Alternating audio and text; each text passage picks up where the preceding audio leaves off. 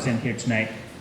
Thanks everyone for being with us. We're going to start off with just a couple of brief summaries and overviews from a couple of the most relevant county departments and from Montero Water and Sanitary District, just to level set everybody in terms of what the responsibilities of these county departments and other agencies are, as well as give updates on the work that they've been doing to date.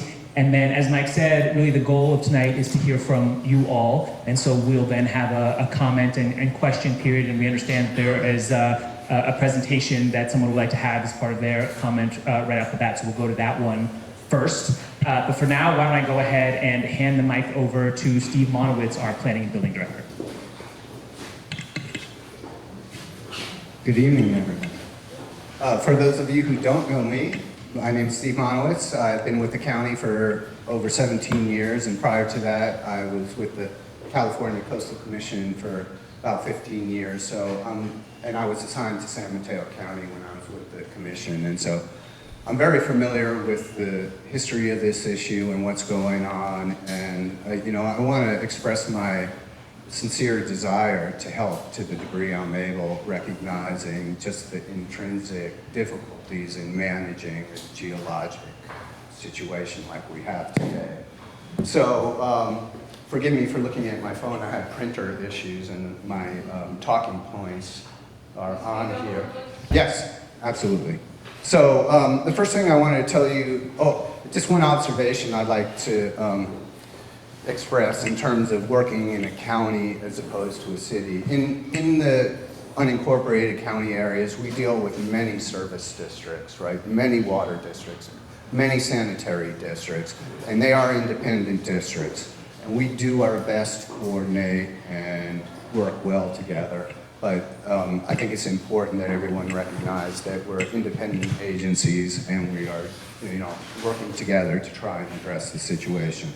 So, as Mike mentioned, one of the things that we've been doing in response to the current situation is we've commissioned an update to a geologic study.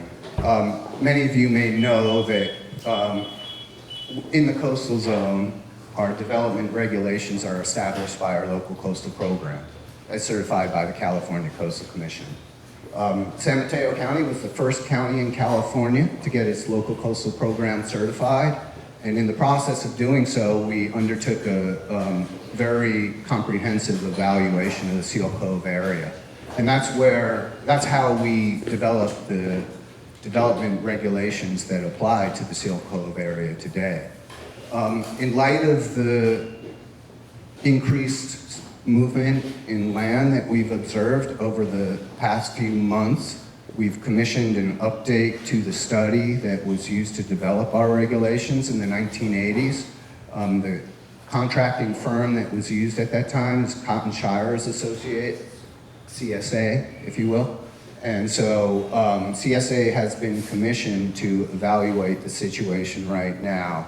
And many of the questions I think that the community is asking about infrastructure, stormwater control, development regulations, the actions we need to take to address those issues will be informed and, I wouldn't say dictated, but strongly informed by the study that's currently underway by Cotton Shires. So that contract has been established.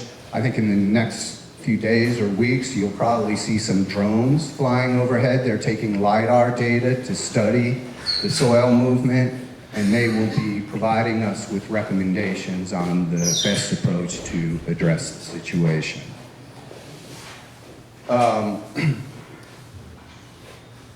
The other thing that the Planning and Building Department has been doing is been making assessments of property damage based on visual inspections from the streets. I know there's a lot of questions about our process for identifying certain properties as being dangerous to inhabit and therefore requiring a red tag. Some properties that may have experienced limited damage and therefore might require restricted use of the property, but doesn't necessitate not entering the structure. And our chief building official, Chris Ragland, he's in the back corner. I think some of you have met him. He's been in contact with the property owners about those situations, and our intent is to work with the property owners when we see issues of concern regarding structural stability, and working with you to figure out the right course of action to deal with those issues. I think the best thing that a property owner can do when they are concerned about structural damage to their property as a result of land movement is to consult with a qualified engineer and geologist to determine the extent of the damage and what might be done to address those concerns. If you would like the Planning and Building Department to come out and do a safety inspection, we're happy to provide that service. Chris Ragland is your point of contact for those inspections and for any additional information that you need about our assessment of the safety of structures in Seal Cove.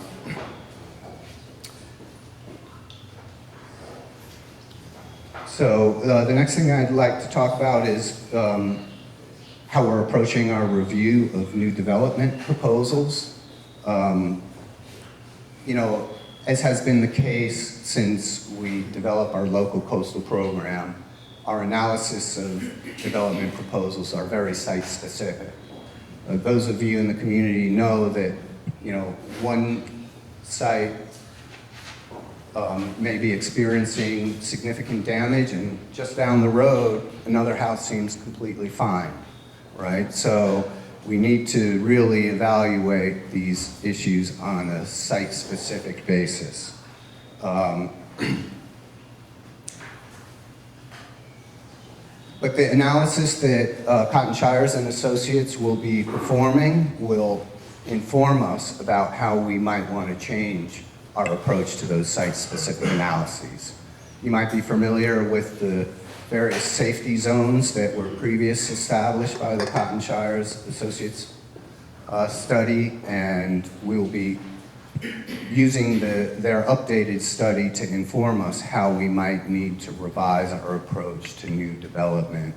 But in all cases, certain things apply. In every case, we're going to require a detailed geologic and engineering analysis to evaluate the safety of any development proposal. In all cases, we will require that any new development be accompanied by a commitment to disclose the hazards to the future property owners, potential future property owners. And in all cases, it's a delicate balance between recognizing the rights of private property owners to make reasonable economic use of their lands with the need to avoid development in hazardous areas. These are not easy balances to establish, but we are committed to working with all of you to find the right sweet spot there so that people can use their property in a manner that doesn't exacerbate problems that they're currently experiencing. So that's what I have to say for now. I think we're going to save questions for at the end of the presentations. Okay.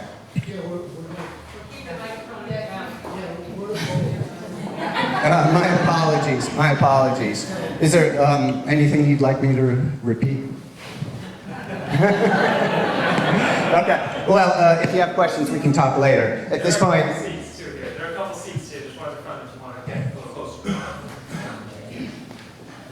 So I'm going to leave it at that for now. I'm going to be happy to answer any questions you might have, and I think Ann is going to go next. Thanks. So if we keep it close to our mouths, can everybody hear? There's always a question. Raise your hand if you can't hear. All right. And now I'll hand it over to Ann Stillman, the Director of Public Works. Thank you very much. Can you hear me okay? Not a huge fan of the microphones, but I understand it's necessary and helpful. I'm Ann Stillman, Director of Public Works. For for the County of San Mateo, and I've been with the department for a long time, many, many years, like 3 decades plus, but you know, it's neither here nor there. Also with me today, I brought Ryan Rasmussen, and he is the road manager for the coast side of our county maintained road system. And I also brought Tim Chang, who works in the road division and works on issuing encroachment permits. That's one of his responsibilities, along with a lot more regarding traffic as well. But I just want they're here. It's great for them to be here and be able to hear what people have to say tonight, because that's part of what we're here for, is to really hear what people are having to say. So Public Works does a lot, but I won't tell you about everything we do. I'll just tell you about some of the thoughts I have with what we do in regards to Seal Cove.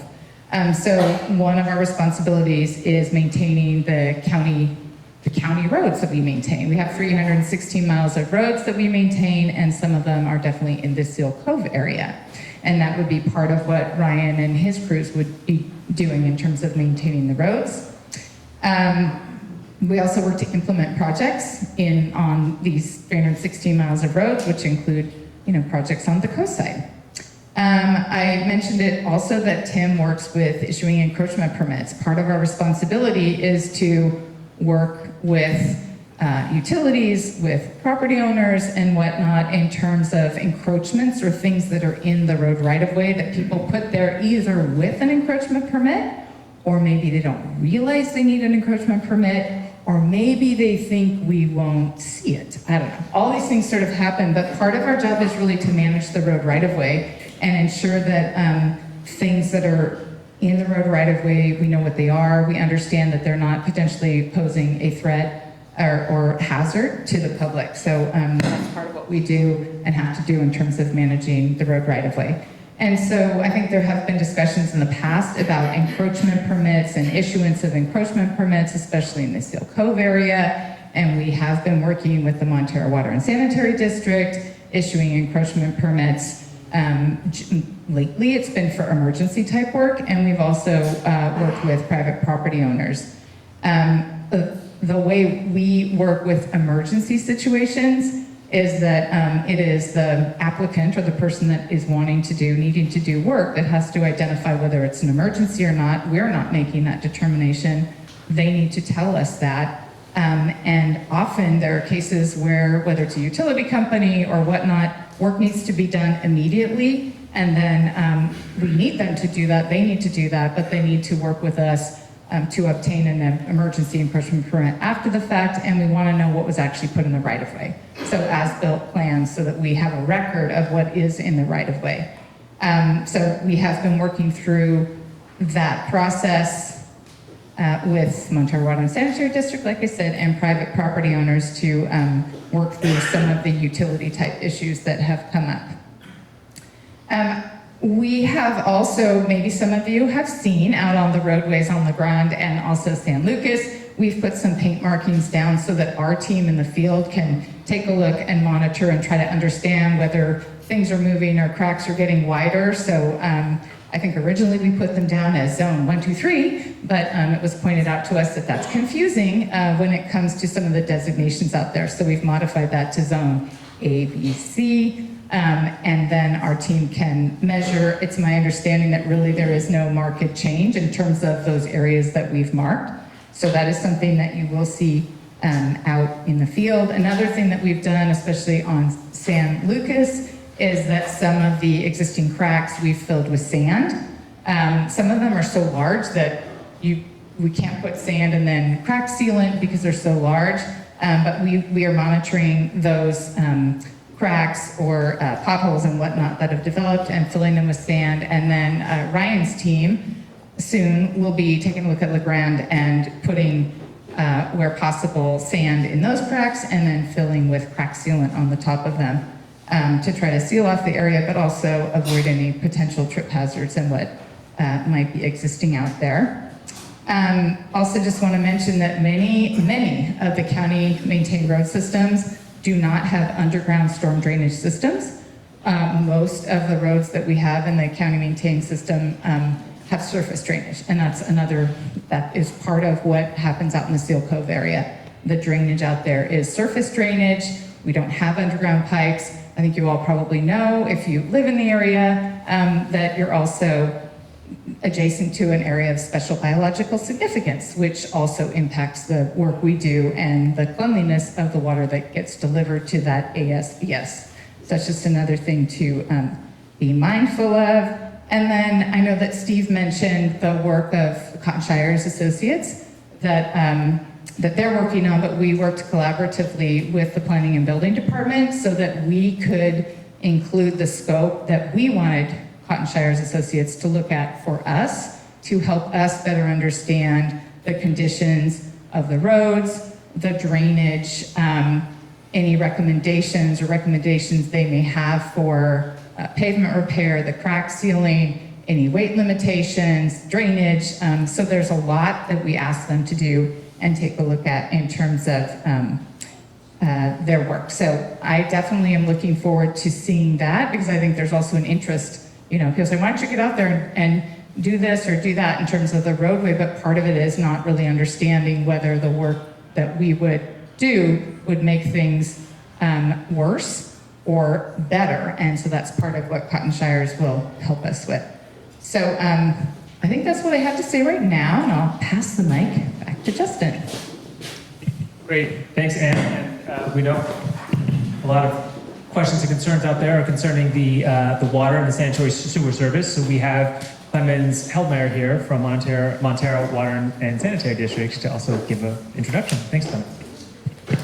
Thank you. Once upon a time, I think it was about 17 years ago, when Steve went from the Coastal Commission to the county, I was promoted to general manager of the Montero Water and Sanitary District. Before then, I was out fixing leaks, so some of you may still remember me back in the day from some night shifts out in Seal Cove. So first of all, I want to thank Supervisor Muller for organizing and hosting this event. I think this is very important to have this meeting. Yeah, okay. I was just about thanking the supervisor for organizing and hosting this meeting tonight. So the Montero Water and Sanitary District is a community-owned agency that provides water and sewer services to the communities of Montero and Moss Beach. We were originally founded as a sanitary district, so we were the Montero Sanitary District, and then purchased the water system from a privately owned predecessor company that was Citizens Utilities, or RWE. That was in 2003, so we became a water and sanitary district. Very interesting, from a privately owned system to now publicly owned. So all of you in Montero and Moss Beach own the water and the sewer system. We have this Seal Cove topic that we're talking about tonight, agendized on many meetings since we declared an emergency, and recognized the need for leadership beyond the water and sewer service in this well-known natural disaster that now reaches a new stage due to the increased movement that many have noticed.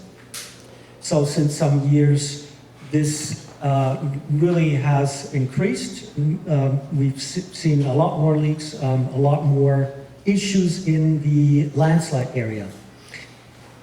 At our board meetings, we've addressed a lot of comments, heard concerns from all of you about water and sewer service, and I can promise that the board will continue to listen, and we will work on implementing policy until we've addressed all issues that we can. Again, we're in charge of water and sewer. So going through this process and hearing the many questions about the future of Seal Cove landslide area, we asked the supervisor for this meeting and are asking the county to step into the leadership role that is required really to determine what is going to happen in this Seal Cove area. And that is, of course, particularly in the most affected areas in the actively moving landslide. So to be able to provide continued service, the sanitary district and also the Seal Cove residents need to know what the planning agency's decisions in Seal Cove will be. Can you hold the mic up? Is it still on? That's better. Okay. You all understand there is the geotech study that defines the hazard zones, and per definition, the hazard zone 1 essentially says that structural damage to utilities due to the landslide is unavoidable. In the 80s, PG&E removed and altered their facilities following the county zoning determination to continue to provide service in the area. The then Montera Sanitary District implemented a customer-funded project based on each property's individual needs to provide resilient service for the most affected homes. That's why you see a lot of homes on grinder pumps in this area. And now the Montera Water and Sanitary District is looking to implement a solution to continue to provide water service to everyone as long as desired or possible, however that may look like. So the Seal Cove residents, as well as the Montera Water and Sanitary District, we all need to understand the future plans and particularly the fate of individual streets and homes. Are there plans to slow down the movement by implementing a better stormwater management system? It's important for us to know this could potentially interfere with the above-ground water service line suggestion that you all have heard about at our meetings. Are the hazard zones expanded or redefined? What restrictions is the planning agency imposing? Are there access issues to roads that we have to consider going in there with heavy equipment? Will roads be closed, reopened, use restrictions implemented, or are even new roads developed to provide alternative routes as this was done before? So our role here, again, providing water and sewer services, we're issuing building permits only in conjunction with the San Mateo County planning and building process.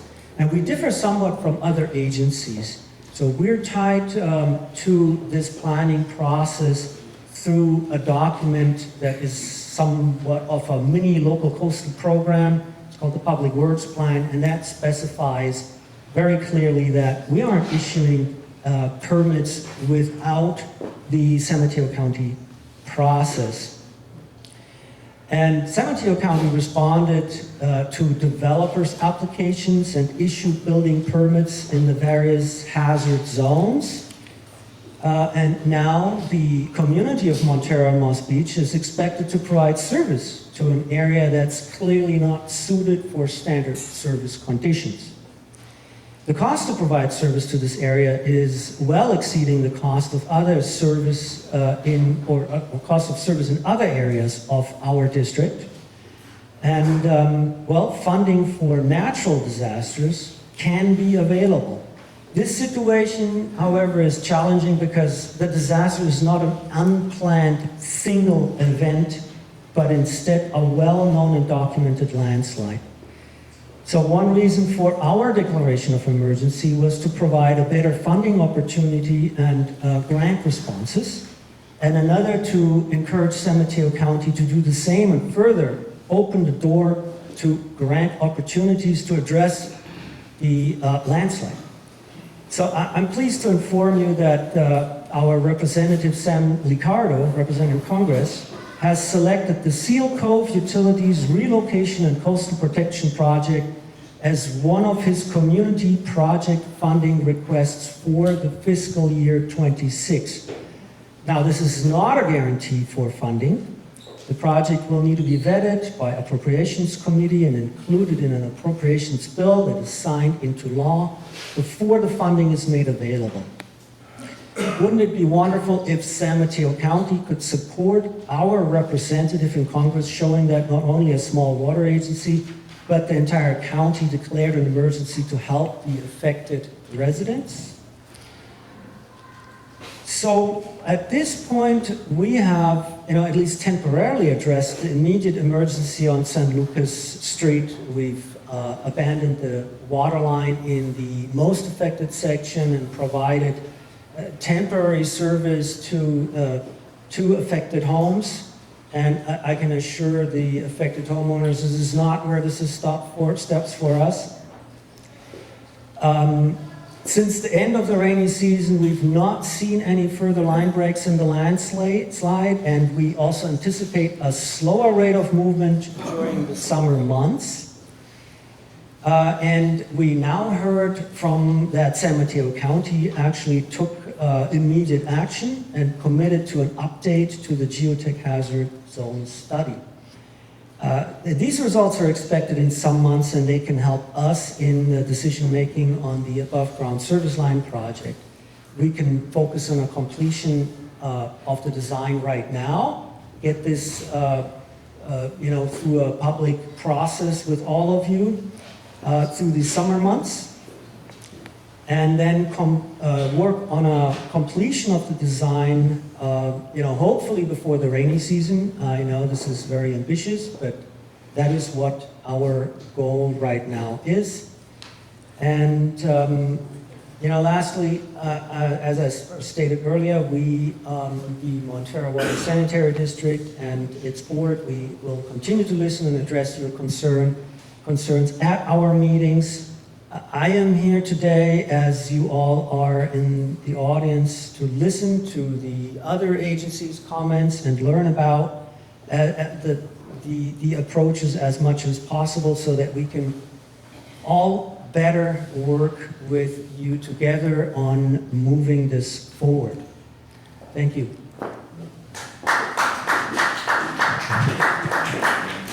Thank you, Clemens. And now, through traffic, we now have Supervisor Ray Mueller who's arrived. So, if you're by the door and you can't hear, you're welcome to line up here. The speaker is actually on this side of the room. Okay, thank you. But I apologize because I'm a soft talker, so I'll hold it up as high as I can. If you can't hear me at any time, raise your hand so I know you can't hear me, and I'll do my best. I want to thank you all for coming tonight. I've had an opportunity to meet with many of you individually. I can't imagine how frustrated you are. If it was my home and my neighborhood and my family, I would be as frustrated as you are. So I wanted you to know that at the outset. This is, I've had to see a lot of different things since I came into office. I gotta tell you, this one is really tough. It just is. We looked at it from every which way that you can think of once it came to us. Recently looked at what the California Geological Survey said about conditions, because trying to figure out, can you even stabilize the area, or is it just moving because it's on a plate? And so we wouldn't be able to, so we're looking at, we have geotechnical surveys to look at that. We have the California survey to look at that. But we have to rely on engineering, what the engineers are telling us with respect to all of that. That cuts both ways, because I know for you all, if there's a bad report, we publish that report, that affects you as well. So it's a very hard thing as a public servant to figure out how I can best serve you all, except try to make sure I get all the information for you as transparently as possible, which is what tonight is about, to just try to get you all as much information as we can, and then figure out how can I synthesize that and bring it back to my board to figure out if the board can do anything. What I will say in listening, I also think though it's incumbent upon the Montero Water and Sanitary District to also provide all their information to you transparently. You guys have just as much as the county used to do that, to get all that information to you, so does the Montero Water Sanitary District. I know some of you want to know what happened with respect to a water main that broke, how much water came out. You all should have access to that information. I hope, we'll try to help you have access to that information. One of the things that we're trying to figure out, I know people have talked about how water flows on the surface streets. I don't know if Steve had an opportunity to talk about it or not, but one of the issues that we deal with that is that my understanding is that having that water flow out actually to the ocean there has environmental impacts that we get in trouble for. And so as we look at how we go ahead and try to move water around there, well, number one, we have to figure out from an engineering wise, am I being honest and transparent with you all as will it make a difference? And number two, navigate how we do it. And well, I don't know. It's hard, and then it's also with a limited amount of funding, because the thing that I know that we do want to do is stabilize things as much as possible to give everyone as much lifespan as they can out of it. There have been some discussion about a person whose home was red tagged, and I want to respect people's privacy, and I apologize I was late. I have a family that had some family issues. But with respect to the red tagged home, I know personally there's been a lot of work to try to find alternative housing. And actually, we're in a tough spot because for people who are affected by utility providers, those third-party utility providers also have their own liability attached to what's happening. And so there's only so long that we can try to work with them to not have utilities and things turned off, because they have their own liability attached to that. But we're trying to navigate that as well. I know as we go through tonight, so I know people want to talk about traffic and access. We can go ahead and go through what we can do for traffic and access for roads that we know are stable and safe. And we'll try to go through that with everyone to make sure that that comes and we get those road improvements in those areas where we can put them in. But I am very candid with all. We do not have a long-term plan for this area right now, because we are still taking in all of the engineering information to understand what improvement can be made. I'm not going to hide that from anyone. I'm not going to sugarcoat it. That's the reality of it. And so the best information, as soon as we get that information, I want to share it with all of you so you can make your plans. But I also realize that we have to share it with all of you in a way that it does not injure you further. And so I am trying to balance that. So I'm happy to answer any questions about all of that. I know there's questions about will the county work with Montero Water and Sanitary District still to provide services? What I can tell you with all the conversations that I've had with folks at the county, we will work with Montero Water and Sanitary District to make sure that those who need access to water and sewer in the way that it's provided there can be provided to them. Now, whether or not that means that Montero Water and Sanitary District is going to go ahead and run pipes above grounds in certain areas, I do not know. The county is not the special district. So we do not come up with those plans, but we will work to go ahead with the district in order to make sure that people are served. Yes. I know Montero Water Sanitary did participate in the LHMA with the county, and also got FEMA money for SAM when they had the big stormwater issue 2 years ago. And is all the county LHMP money gone? That's local hazard mitigation funding, or can we get some of that for this issue here? And also, I know you guys are planning your big budget in meetings in the last 3 days of June, coming up, but you won't have the reports ready by then. Can you put aside some contingency money for when you do find out? We already have contingency money that gets put aside in every budget. For Seal Cove? Well, contingency money, period. But what will need to happen first is we need to understand what those plans would be. Right. Okay. So, and whether or not those plans actually feasibly make a difference. Because there was the road budget just got passed. She was asking, I'm sorry, I should have repeated that. Is there a second mic? So the question was whether or not the county can allocate local hazard mitigation plan money, if there's any left, and whether or not the county can make budget allocations in its current budget, even though the plans aren't done yet. My my response was, I actually don't know if there's local hazard mitigation plan money left, but you wouldn't allocate local hazard mitigation plan money unless you actually had a project to allocate it to. And if projects come forward that will go ahead and make a difference here, we can go ahead and look at that through county reserve dollars, which we do have reserve money. But I also want to be upfront with everybody. I am very transparent with you all. This could not have happened at a worse time budget-wise for the state and for Fed. I mean, I can't tell you, I can't emphasize that to you enough. The money that I had going to Murata Road, that project there, they canceled the brick grants. We don't have FEMA brick grants anymore to do that. A lot of the money that we used to get from the feds, we don't have the opportunity to get anymore for projects like this that are considered climate mitigation projects. So we are really, it's not a great time funding wise for this to happen. But we need to go ahead and be able to identify what projects actually will make an impact, both short term and whether there's any projects long term that can. Yes.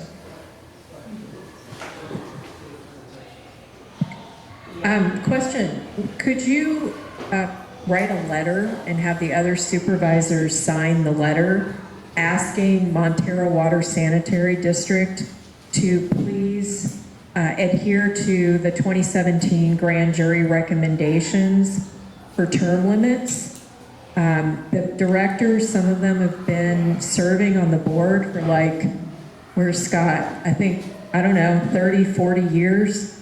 And that's just too long. Secondly, in that letter, it would be very helpful if the supervisors could ask Montero Water Sanitary District to open their meetings to the public for in-person participation.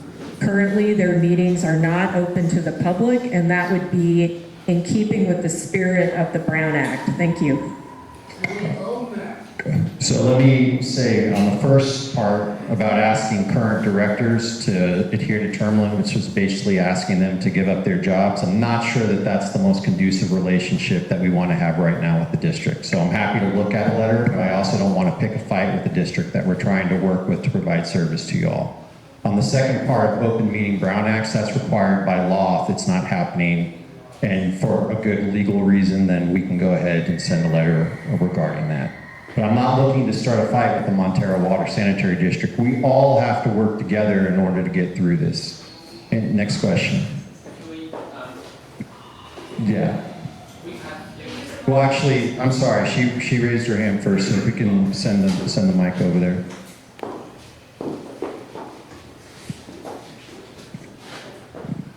Okay.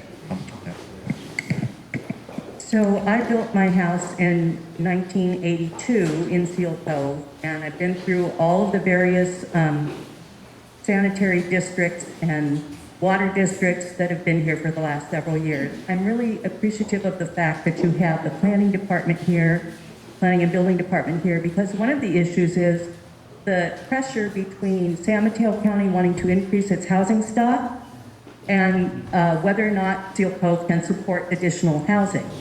And I think it's incumbent upon the county, if they're going to continue to give permits and continue to give variances and allow smaller and smaller houses to be built, that they have to be willing to support the infrastructure, which means roads, water, sewer, everything. As you know, we have problems in all those areas. So it cuts both ways. So look, I wasn't here for, obviously I've been here for 2.5 years, right? What happened before my time period, it cuts both ways. Because if you had told people during that time period that they weren't allowed to build because of an emergency, that would have affected all of you, right? It did, there was a water march. Right. It's so, what happened, so if you're asking me personally what I think right now for those those geologists who did who signed off on some of those geological survey reports for the new homes, I don't know if I want to be them right now. But I understand the county support is what you're saying. There's a special district in this area that provides the infrastructure support for the water and the sewer. With the county roads, that is our obligation, and we need to do that in a way that's safe to do that. But I do hear what you're saying, and that is something that we're trying to assess what the plan is, the best plan given what's happening to the ground there to do it. I absolutely hear you. Yes. We've had a few sessions where the questions have gone long, so we put together a presentation that represents about 10 people's Q&A. May I show that? I don't mind, sure. That's fine. More than 10. Well, yeah, as many people as possible. And I'm going to apologize now to the gentleman because I have a quiet voice and an English accent, and you may struggle to hear me, but I suggest go on this side of the room because the speakers are way better. I will. My name's Andrew Corcoran. Like everyone else, I don't really want to be here this evening, but over the last 2 months, I've got to know more neighbors and more agency representatives in a much more friendly and happy way because of the emergency. And they asked if I could represent them as a neutral person to present as many of the representative opinions as possible in as short a time as possible. So that I've got a presentation which no one can see.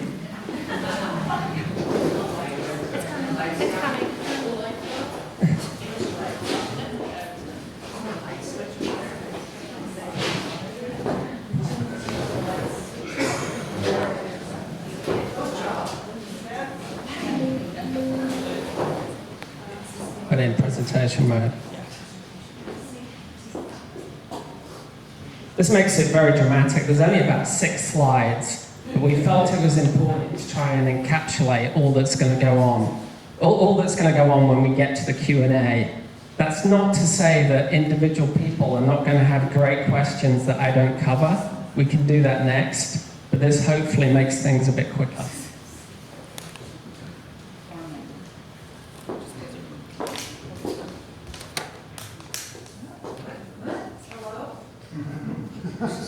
Oh boy. It's fine if you keep it in that form. Yeah, just keep going, it's fine. Just turn it back on. Turn it back on. It's okay. Yeah, have it. Watch it small. I can really talk to all of it.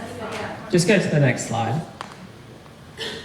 So what I'm going to talk through is just a quick situation summary. We think there are 3 interrelated problems. And as a community of residents and neighbors, we've come together and we think there's a few directions towards a new solution. We've written a 10-point plan of goals, and we're going to present a single ask at the end of it. So the first of the 3 interrelated problems has already been referred to. It was a massive water leak on March the 14th. It's nearly June the 14th, so that's 3 months ago now, when over 100,000 gallons of water at 110 psi created sinkholes, a possible cavern, and cracking of house foundations. This really affects about 5 or 6 of my neighbors, and not me, but I really feel for my neighbors that are affected by this. Worse than that, it's along the edge, just above the Fitzgerald Marine Reserve, where many thousands of tourists walk, and it's in an area of long-term slippage, so any water that is coming out is not great. The second problem is separate to the water leak. There have been multiple sewer breaks. You may not be able to see this map very well, but the red lines track a series of sewer breaks in approximately the last year. They represent about 4 different areas. There's one on Park Avenue, Beach Avenue, and the Distillery, which have some unique problems. There's another on San Lucas and Ocean. There's another on the western block of Madrone Avenue, and another on the western block of La Grande Avenue. And they're really, if you could see this map more closely, they're all on an area that's marked with black pipes, which are called private pipes. And the the green pipes on this map, you don't want to be colorblind. Green pipes are MWSD pipes. And when these cracks happened, simultaneously with the cracks happening, the maintenance of it, which previously for the last 40 years has been done by MWSD, stopped. So emergency happen, pipes break, maintenance stops. And there was confusion amongst the residents as to the idea that these pipes are private. When they bought their house, disclosures didn't say that they had private pipes. And they've had maintenance and service by a public body, and so they didn't realize there's been a lot of confusion. Having said that, I've had good meetings with Clements since then, and I think the neighborhood is getting a better understanding of this situation now. But whatever the situation with who owns it, stopping maintenance of it at the time that they're breaking is not helping. And it's just the last point, it's in that same area of close to the coastal edge that there's now a plan for draft above ground water, which seems to make sense to most residents I've spoken to. Their main interest is in what it looks like, how well it's designed, and where the water meters are. The third problem, and actually I'm in this group, I live in the wider Seal Cove area. I'm not affected by the two other problems, but I am affected by the confusion. It's been a wild 3 months trying to understand what's happening. And by living in that area, I'm impacted by this brand reputation of this is all happening in Seal Cove. And by living in that wide area, I'm impacted by any underinvestment in infrastructure and services. I'll give a few examples of that. For houses, since this all began, we've heard that a process of yellow tagging began. I met Chris Ragland, who was fantastic and explained in a very good way about the yellow tagging. Still though, it seems there could be a tendency to be very conservative and over-safe in the warnings given to residents, and that's created confusion on the housing front. And there's still confusion in the wider Seal Cove area about why new permitting might impact them. I understand, as you said, Ray, it's because we're waiting for a new survey, but that confusion is there. On roads, most residents feel that repair has been slow of the roads that are over the top of the pipes that have been fixed. Most residents feel that the permitting has been uncoordinated between NWSD and the county, and only that came late. But now it's still very hard for residents who are being told they own a private pipe under a public road. It's hard for the residents to know how to get permits to do that road. Emergency access remains uncertain in a few limited areas, and there's no accountability for the removal of roads or asphalt or pipes. One example being Ocean Boulevard, which for the last 30 years has had old asphalt with underground pipes and the possibility of water channels running underneath it because there's no accountability to take it away. Stormwater drainage, minimal investment, there is none, no erosion prevention, although it's a hard solution. I think I've talked to water and sewer in the short term, but there's definitely a lack of a long-term plan. And there's a lack of a funding agreement which could involve residents, but no one's been asked or talked to about it. And all of this is under the problem that there's a lot of confusion, that the initial communications about this were direct to the media. No offense to the media, but most of my neighbors didn't read it. And so we found out about it about a month late. Happened on March the 14th. It wasn't until mid-April that we started to get a sense of what was happening.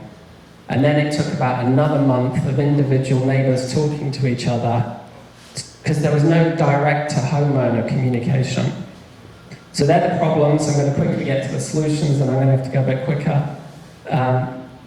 One thing that we don't think is a solution is what we're calling a negative liability spiral. There has been a reaction to these problems of, my God, I better increase the zone of danger, or I can't touch that pipe because I might increase the danger, or I might increase my liability. And the response of the homeowner is, what do you mean liability? Oh, I better investigate that. And then it spirals a circle of everyone focusing on the wrong stuff, because the more we spend time and effort and cost on that, we're not getting to a positive solution cycle. So every neighbor that I've spoken to is very keen to say, these infrastructure solutions are not that hard. Some of them are really not that high-tech solutions. And if we spend more of our effort and time on solving them, we'll actually stop future problems happening as much. And that's much better. The last, got 2 more slides. So we put together a 10-point plan of what we think is necessary, and we've headlined it that our collective goal is to make Seal Cove a flagship coastal project, something that everyone can be proud of about how we came together to fix a problem. And bear with me, but I'll risk reading every line. We want to keep roads repaired for residents, emergency vehicles and visitors. We want to install effective stormwater drainage solutions whilst removing legacy infrastructure. We want to provide evidence-based processes for any regular yellow tagging with the opportunity for homeowners to resolve and correct the problem. We would like to drive clarity and agency coordination on road and house permit policy, the coordination between those two. What does that mean? It means, at the moment, if you want to get a road dug up to have a pipe done, it's very confusing. We want clarity over that, coordination that's quick and rapid. We would like to retain MWSD and SAM, who, by the way, have both been fantastic for the last 40 years. Everyone says how fantastic they've been. We'd like to retain their services for short-term sewer maintenance. And we'd like them, in partnership with the county, to find long-term sewer solutions using best practice technology. We, as residents, would like to participate in the design of the above-ground water solutions so that they're environmentally correct and so they're aesthetically good.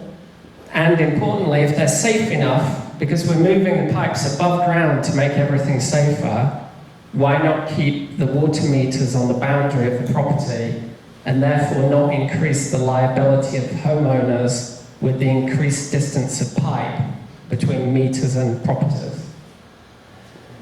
Almost there. 8th, 9th. We would like to address the transparency gaps, and it was good to hear Ray specifically mention that. And we'd like, when we've done it, to record that, because owners have been buying houses without clarity on the ownership of pipes. And we want to make sure that this is the moment going forward, that that clarity is recorded forever.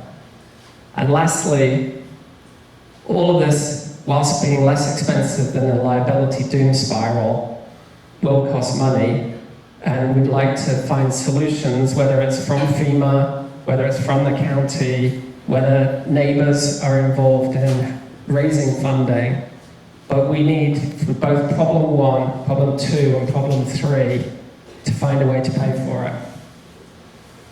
So lastly, and this is, again, to try and accelerate Q&A, I just want to thank the supervisor and Clements for actually inspiring this to come together.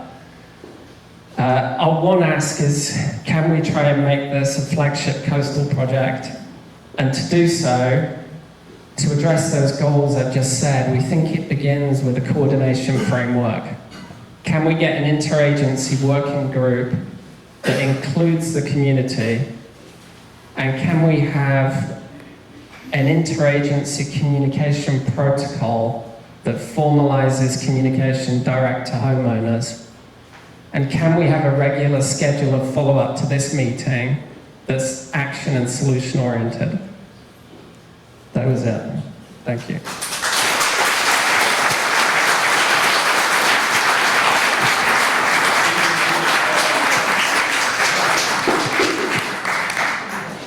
All right, well, I want to say thank you for the presentation. I know it took a lot of time.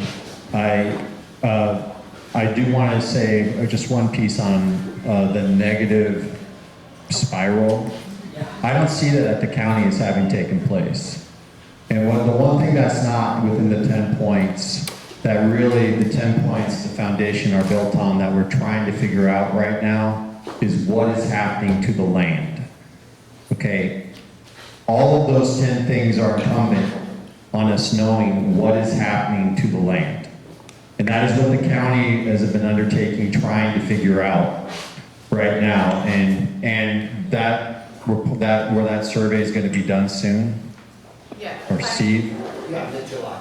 So in mid-July, we should have something that we can look at to say, this is what we're being told by the experts is happening to the land. At that time, we can go ahead and figure out how to go ahead and address that. And we're happy to look at that 10-point framework to work with you all to try to do. But until that time period, what we don't want to be doing is spending limited resources that we have on things that aren't going to make a difference to you all. And potentially, if we direct water to the wrong place, make it worse.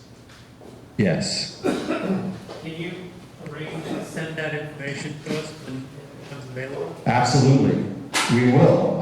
So folks, we'll be transparent with you all on what that all says, so that you have it.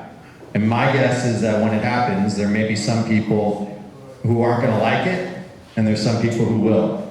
But what my commitment to you is that we'll get the information for you, that you have it. And we have talked about internally in the county, and Steve will tell you, we have talked about, should we do a building moratorium in the area? We're waiting for that survey to find that out. But that cuts both ways on you all. And I don't want to do that unless I have to do that. And when I do it, I want to be surgical in doing that to the extent that it doesn't affect everybody. But so right now, what we're trying to do is get the best information that we have possible before we start making those decisions. That is separate and distinct from what is happening with respect to your infrastructure now in terms of whether or not you have access to water and sewer. That's so there's midterm and then there's long term. Steve mentioned. Yeah. The question about making the report available, it raises a really good issue about how to get the best and the latest information. Now, many of you in Seal Cove should have gotten a flyer at your house, but we have some more here that have a website that's been created by the county that we will post the latest information on. So when we have a final version of the report that we can share, that's how you're going to find out about it. And that website has a way for you to sign up, so you don't have to check it every day. It will notify you when there's a change to that website. We've looked, dozens of you have already signed up, but if you know anybody, your neighbors who haven't, that's the best way to stay informed from the county as to what's happening, what we're seeing. Can you post on the Mid-Coast Community Council website too? I would absolutely, and would love if the community council links to that site. That would be the best. We're happy to share that link with MCC. We do have that on our website. All right. So my question was for Steve. He mentioned once the disclosures are about the new geology and the report comes out that they should make the properties. Sorry, the new disclosures, when they come out, they should be property specific. Do you mean that they should be deeded to the title reports so that let's say an unscrupulous seller can't evade and not disclose that that property is in zone 1 and should never be built on, for instance? So the county has consistently required disclosure of hazards throughout, ever since the establishment of our local coastal program in the 1980s. It's required that developers disclose the hazards to future property owners. I think the study that we're undertaking that will inform us about how the risks have changed will also inform us about what is required to be disclosed to future purchasers. So I think the answer to your question, Sid, is yes. As we learn more about the risks that are present in the various areas of Seal Cove, we will require that any developers of those properties disclose those risks What to about an potential existing future. homeowner? That's what I meant. Or existing property owner, even a vacant lot owner. And what's your question? Okay, I was a realtor for 30 years. I'm now retired, just FYI. We always had to disclose, it was called a natural hazard disclosure. But I knew Seal Cove had an extra disclosure you could request. It was called the zone disclosure. And I always requested it, but it wasn't mandatory. And so I'm asking you, if you get a new disclosure that's like more specific to Seal Cove, are you going to require it be part of the natural hazard disclosure and be disclosed on every property in Seal Cove by APN number? We'll ask county council whether we can do that. And why don't we do this? I think we're in the question and answer period now. We've got a lot of people in the room, probably a lot of questions. I'm going to try to act as facilitator. We've got some microphone runners here. This woman in the second row is next up, but if you do have a question, just ask that you raise your hand and we'll try to get to everybody. Also, just ask that we try to, respect there's a lot of people here, be considerate. We'll try to keep our questions as succinct as possible. We'll try to keep our answers as succinct as possible so we can get to everybody tonight. And please say who you're directing your question to. My name is Jackie Parker. I live on 50 Madrone Avenue in Seal Cove. And I first want to thank everybody for pulling this together. I know it's Nate Young and Sabrina, and Lauren, and so many people, and it's so beneficial because you're all able to kind of help separate fact from fiction, which there is plenty of, as you can imagine, in our community right now. So I have a few questions to help, if you guys can help us determine what is fact and fiction. So one is, there's this wild rumor going around that the district has an intention to use this upcoming report to, with some sort of agenda, to reclassify the public infrastructure in Seal Cove to private, and thereby making all of Seal Cove liable and responsible for their own repairs and maintenance. Can you just tell us if this is fact fiction or give us some flavor? Yeah, so first of all, I mean, the geohazard zone declaration is something that is done on the planning level, right? So we are considering the geohazard zones for example, for making a decision right now on how do we provide the above ground service, right? So if we would look, for example, at a rezoning there.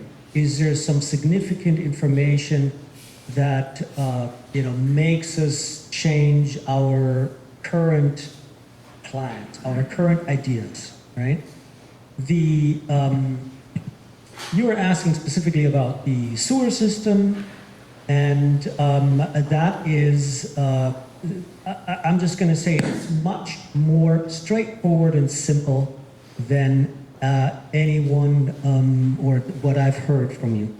So this sewer system in the 80s, I knew that, so there was these changes already in the 80s, well established, right? There was problems. It was literally such that all of the properties that are currently on grinder pumps were able to drain by gravity. And at that point, it was clear that this is not going to work from now on.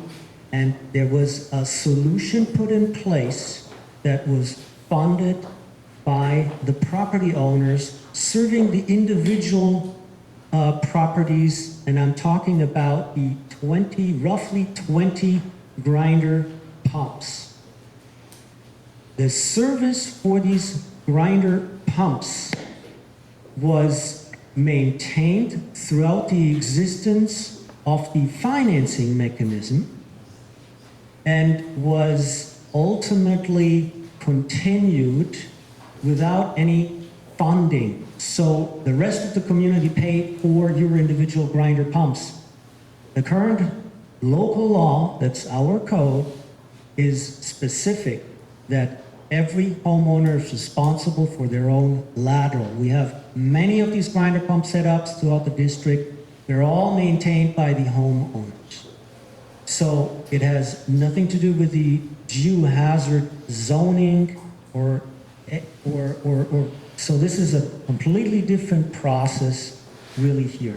I'm actually referring to the public lines, the ones that were in green and the ones that Corky showed. So I'm referring to the pipelines that were in green, not the ones that are. Yes, I understand that. Can I please I've finish? heard this question many times. I've answered this question already many times. I've answered this question as when, We haven't heard it. you just asked it at a meeting the other day.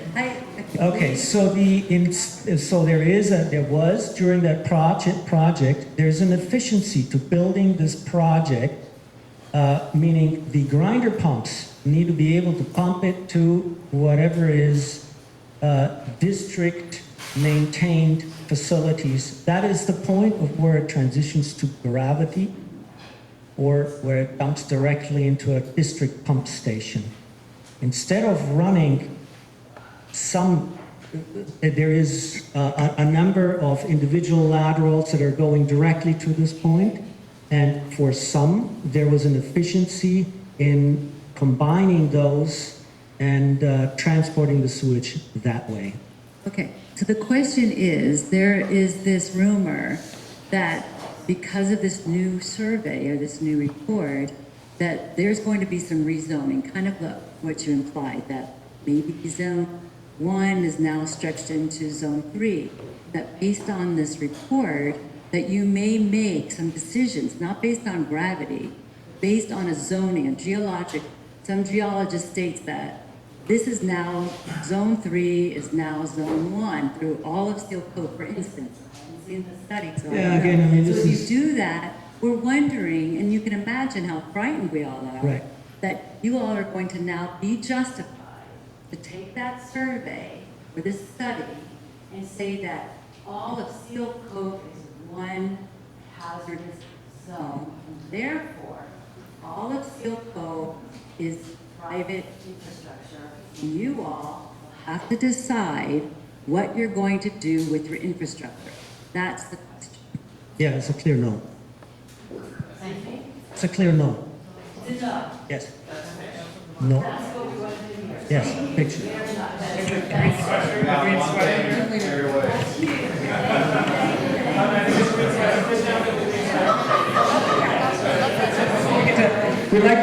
We have a lot of people with questions. We're going to try to get to people who haven't asked a question before people get to ask a second question. We'll do our best to go in the order I see the hand, so we'll do our best together. Please, sir. I have a quickie. I don't know who maintains the Seal Cove Critical Geotechnical Hazards Area Information website, but you commented about getting informed about what's happening and issuance of the reports. There is a way to add your email address to the bottom of that. It doesn't work. So please look into it. I signed up for this as soon as you put those blue notices on our mailboxes at that time. It didn't have the announcement of this meeting. It does have the announcement of this meeting now, and I never received any notification. Second, Clemens, would you please forward your list of desires both to the Board of Supervisors and to the neighborhood group? I think most of you... And I gotta say, that's the first time I heard them tonight, Clemens. Right. And well organized, and I think it represents a lot of the community sentiment. Thank you for that. If the website is not working, we're going to get on that. Thank you for alerting us to that. It's the email part. Yeah, I mean, we know that some 70 people have signed up for it, so if it's not actually working, we're going to check that out and make sure it works. Thank you for alerting us to that. You did already have a question. I'd like to get to folks who haven't had a question. I don't have a question. I just have something to say. So there's not going to be any back and forth. So I'll just get to that. Good evening. My name is Sabrina Brennan, and I live in Seal Cove. I'm speaking on behalf of Surf Equity to urge the county of San Mateo to take responsibility for decades of development decisions that have endangered both residents and the environment. The crisis was predictable and preventable. In 1971, the county's own Lighton report, I might be mispronouncing that, identified extensive active landslides and fault lines in Seal Cove. The 1980 Cotton Report followed, warning of rapid coastline erosion, cliff retreating up to 4 feet per year in areas that should never have been developed. Yet the county approved most of the development here after 1980, meaning most houses in Seal Cove were built after 1980. Despite these clear risks, the county allowed homes, roads, and utility infrastructure to be built without requiring basic stormwater management on county roads. Pipes frequently break, leaking hundreds of thousands of gallons into already unstable land. Foundations have cracked, and homes have been red and yellow tagged since the 1970s and 80s, continuing through today. Public safety remains a constant risk. This isn't just the result of natural forces. These are policy failures. Worse still, abandoned roads, poles, and pipes are left in place. These materials destabilize the bluff, accelerate erosion, create sinkholes, and generate debris that ends up in the Fitzgerald Marine Reserve, one of California's most ecologically sensitive coastal areas. The damage extends beyond homes and habitats. Broken asphalt and derelict infrastructure are already impeding access to a cherished stretch of coastline and could make parts of the California Coastal Trail impassable by next winter. We are long overdue for a series of course corrections. The county has not released updated geological assessments to the public in over 45 years, even as climate change and development pressures have worsened. Tonight, we demand 5 concrete actions: a county-funded voluntary buyback program for damaged homes, immediate public release of all updated geotechnical and hazard studies, comprehensive overhaul of drainage systems, and removal of abandoned infrastructure, stronger enforcement of environmental protections for the Fitzgerald Marine Reserve, transparent ongoing oversight led by the local community. Seal Cove residents deserve safety. The Marine Reserve deserves protection. The public deserves safe, open access to the coastal trail. The county must act now to correct this legacy of negligence. Thank you. Thank you. Yes, please. Hi, I'm Stacy Stable, and I live on Bernal Avenue. I'm sorry, can you hear me? Let me stand up. So, I have a geology degree, and I have heard a lot of misstatements about the area. There's 2 different things. One is the seismic concerns having to do with the San Gregorio Fault, and the other is the active landsliding that everybody is talking about and is familiar with. Here's what people need to realize, and there was a recent geology report that came out from the state that you referenced, and I think you're aware of, Mr. Bonner. And that report better maps the area of the San Gregorio Fault as well as some of the trace faults. It does not imply that that fault has moved. I've heard people from the district, not you, Clemens, the board members say, oh, the San Gregorio Fault has widened. It hasn't. And if you look at some of the geologic reports that have been done, there's a Simpson report from '97 that's referenced. The last major movement on the San Gregorio Fault was between 1400 and 1700s, okay? That's not the problem. The problem is the coastal erosion. That's the problem. So the issue, we keep in, oh, the seismic area, and it gets in the press, and we all get painted with the same brush. Oh, there's, big, we're gonna, fall off the face of the earth because of the San Gregorio Fault. It's not that. So please be aware of that. I think it's excellent that you're doing a geotechnical report focused on the landslide area and where those impacts are going to be. I have one question for you, Mr. Monowitz. I heard you in a public meeting talk about that, I think it was one of the counselors asking you about that when building permits are issued that the county is good for it for 50 years or something. Most of the homes aren't over 50 years old. And so I don't understand how that works if there's a water permit that's part of issuing a building permit. is there some kind of guarantee or that the county has to stand behind it because it's issued it for a 50-year period? I think that's important for people to know if their homes are less than 50 years old. I'll do my best to try and answer that question. Thank you.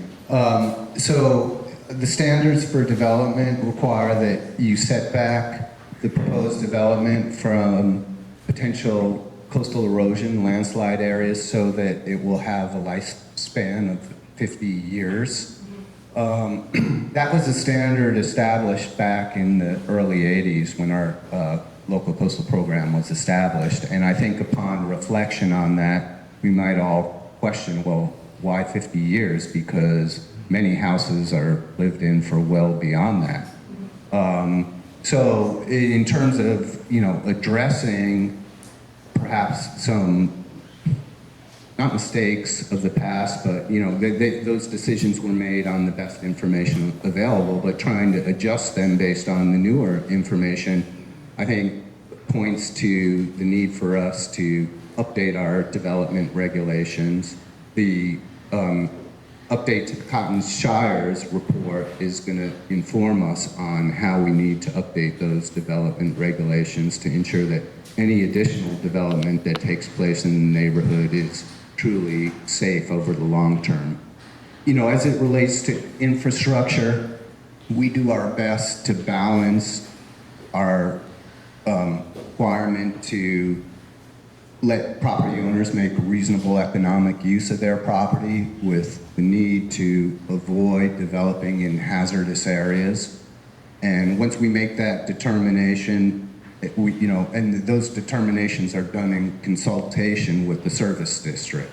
So, these approvals are granted in coordination. And what we do when we encounter problems in the future is also done in coordination. And so, to the degree some of the decisions of the past need to be rectified, we'll be working closely with Montero Water and Sanitary District to figure out the path forward to ensure safety of the residents and to do our best to continue to serve them. And I just want to say something because I think I'd be doing you all a disservice if I didn't say it. When people argue that this was known for 40 or 50 years and the county's negligent, what I hear from residents outside the area is people assume the risk and bought here at lower property value rates. So it cuts both ways. And I have to, any funding that we're gonna get from the county to do anything here, I'm gonna need 3 votes for. So what I really need is to get that survey done and to figure out what makes an impact and how I can, and then we will have to come together and figure out how we can best help you all. But I have to share with you, that is what people will say to me at that time. People bought at a value of property that was lower because people knew and assumed the risk. So, yes. Yeah.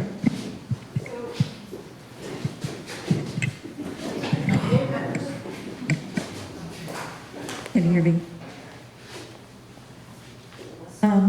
So what would be really helpful here, one thing that's missing is there was no explanation for the public about how a landslide works. There needs to be a visual and an explanation of how this is happening, how the land is moving. You've talked about every other aspect, but you haven't displayed that or talked about it. And I would like somebody to correct the misimpression that this lady talked about, because this doesn't have to do with fault movement. It has to do with land movement between the fault line and the coast shoreline. So if you could do that, I think that would be really helpful. So I will commit to you all, because if I was in your position, I would want this. And frankly, I appreciate the explanation of a person to try to explain it to me. When we get that report, I will try to have someone come in and have a meeting here to explain to you all from an expert opinion what those reports mean. Okay, I will, and you guys can question that person and see, and so people feel very comfortable that they have had the opportunity to talk to someone about that.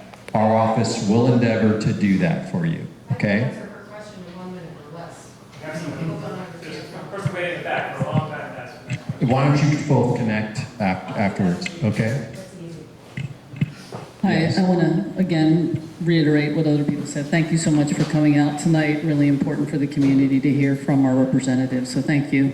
I know a lot of stuff is still in flux and you won't know exactly potentially, but can you give some type of estimation of when you think once you receive the report, say mid-July, when do you think you can come back to the community with what's feasible, what's not feasible? Do you think that's like a 90-day length of time? 60 days, 120, do you have any sense of that based on the efforts that you're putting forward to this? Yeah, as was mentioned earlier, we expect the report to be completed towards the end of July. I think in order for us to all adequately digest it and be prepared to discuss it in detail with you, we probably need till the end of August. But I think that's the time frame we'd be looking at. Other questions?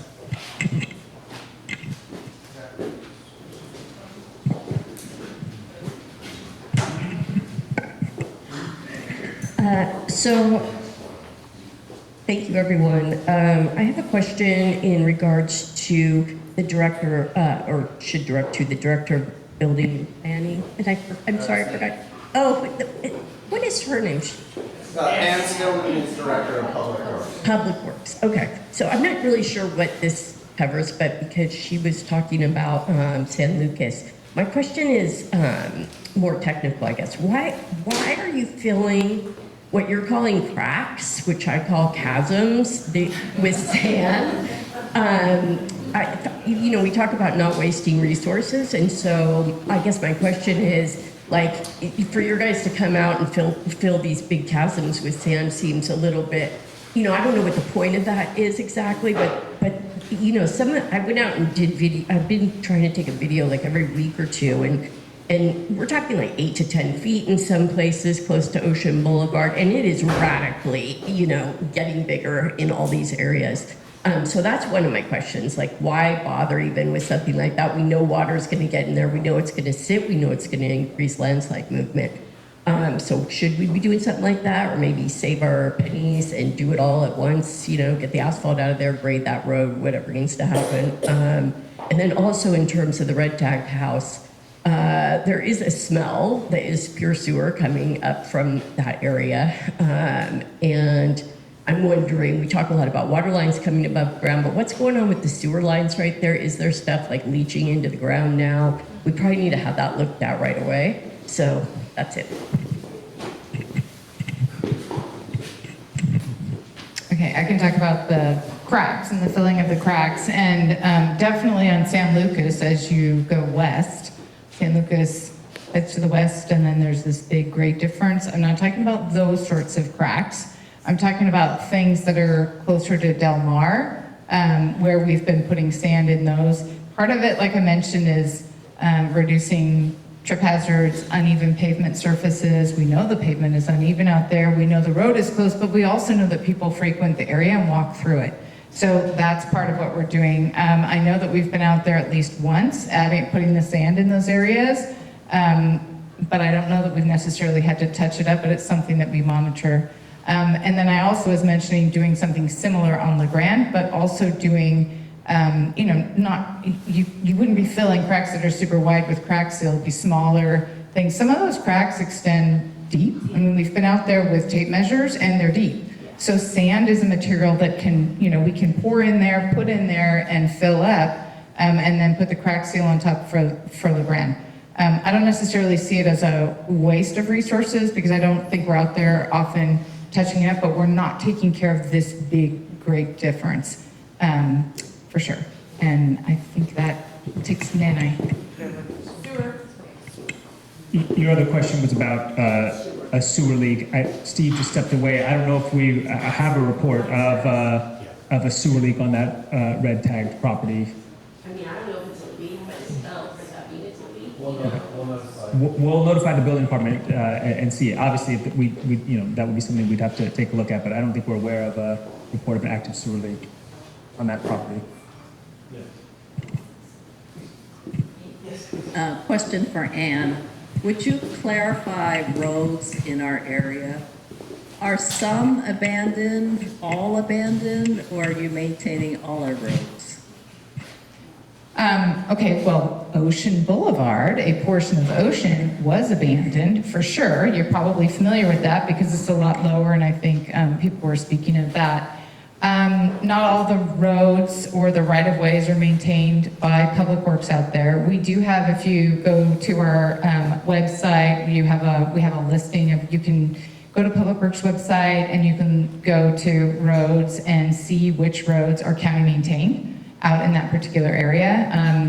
So that's very helpful because some of the right-of-ways out there, although people may drive on them, they may not be county maintained. So we do maintain a map, and it shows all the county maintained roads. And also, so I've been around for a while, so I remember the days when Supervisor Horsley had a concern that some of the access to Seal Cove may be cut off. Very concerned about that. He was able to allocate general fund money, and also we put Measure A, half-cent transportation fund monies towards the construction or the building of 3 particular roads out there. I have a map here with me too, because I was trying to refresh. That was back in 2014, I think. So we did some of that work as well. So the short answer is not everything out there is county maintained. We have a map online that you can look at and you can see what we do maintain. And then you can probably look at some of the right-of-ways and see how people may be using them. They may be dirt, but they're not part of our county maintained system. What about the street sweeping? Street sweeping. Well, we have that online as well, the street sweeping. I can't tell you. I can't tell. Yeah, and so some of the street sweeping, I mean, the equipment that we have and the brushes and the brooms that we have aren't always able to sweep all of. Okay. We have a map, so we can look at that and we can talk about that and we can look at it. But okay. Now you only sweep one. Okay. Other questions from the audience, please? We've been talking a lot about homeowners. One of the things that's happened out there is with the open space on the bluffs, there's a lot of people coming in and parking at the end of the streets. And I think that's an issue that really needs to be dealt with in terms of the roads and the infrastructure. So I'm not sure what is the question? Well, there's a huge amount of traffic and there's no stop signs. There's no control. It needs to have a meeting and be looked at just as important as the neighbors. I think the people that are coming in are impacting things. So the weight of their cars coming in. Yeah. So I'm not sure that we can limit, I'm actually pretty certain we can't limit access to the coast due to Coastal Commission oversight, but we can look and see what we can do for the roads that they're traveling. But you could improve the roads. For example, San Ramon ought to be a much wider road than what it is. Thank you.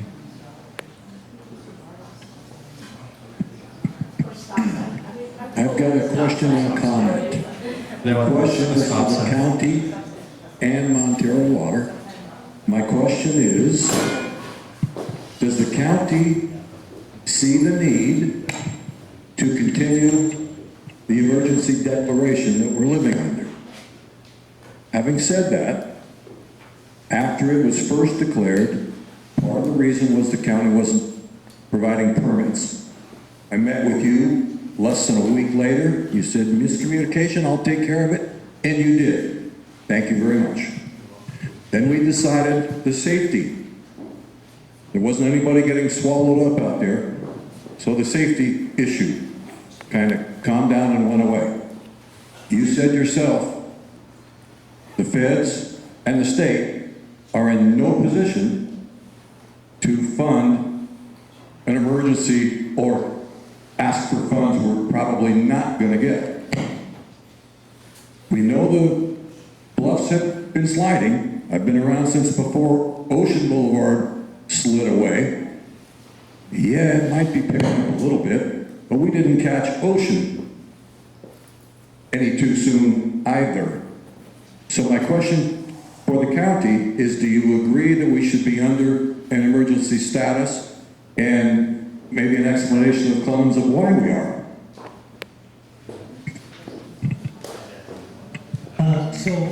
Maybe I'm just going to jump in before the county here and just speak from our perspective on the emergency.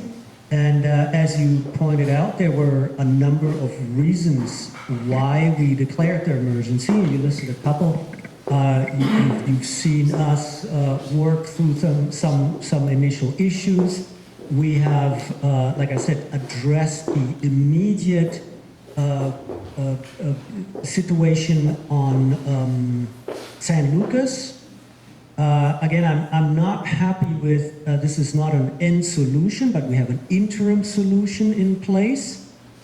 We have a concept that we shared with agencies and received some initial feedback. So from our perspective, the emergency is addressed, and we have of course now that doesn't mean that we are putting the foot off the gas pedal on trying to implement what we're and trying to help everyone out there. But I don't see the need to maintain the emergency much longer. Together with the emergency, we also have a protocol for the entire Seal Cove area. And with that, it would essentially fall away. I think we have oriented ourselves currently enough. I want to thank again the entire county staff for working with us on helping us through this. Again, I think we need to implement a solution as soon as possible. I don't think that there is a need to maintain the emergency status for much longer. On the financing front, we had, I think, enough discussions. We went out and submitted what we could. Of course, we're going to continue to look at that with emergency status or not. County hasn't declared an emergency out there, a blanket emergency. We're getting close to the time here, so I think we have a question here, but I think we'll be wrapping up and maybe just take the last. Just to echo a question that came at the end of my presentation, but we didn't actually ask it. I think MWSD would like to implement the above ground water before it rains again, call it December. You guys would like to wait for the report that comes out in August. There's a lot of parallel work that then needs to happen for us to coordinate any storm damage solution, above water solution, sometime between August and December. And so the question is, do you think the idea of a coordinated agency, co-agency committee, including residents, is a good idea? And are we ready to work towards that?